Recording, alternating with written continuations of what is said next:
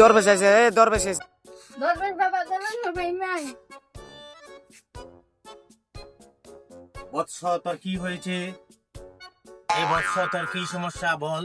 তিনের সালে কি ইডা মারে, কান্দে, এই পাল মারে। সারা বৎস দেখছি আমি।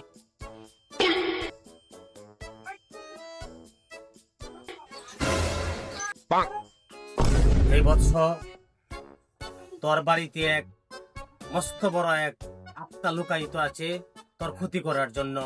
আমি সমস্যা কেমনে সমাধান করা যাবে? সমাধান আছে একটা, তবে যদি সমাধান করতে চাস চালনা দিতে হবে, ভুগ দিতে হবে। তুই 500 টাকা আর 1 কেজি চাল ব্যবস্থা কর। নেন বাবা, ব্যবস্থা করেন। কিরে বৎস, শুধু চাইল আনলি, টাকা আনলি না? টাকা চাউল নিছে। ও আচ্ছা, ঠিক আছে। আমার ঘরের এই শয়তান দেখতে পারেন, চোখ গুঞ্জিয়া, তাই এই চাউলের নিচে টিহা দেখতে রস না। না মানে না মানে ওগুলো আমার ঘরে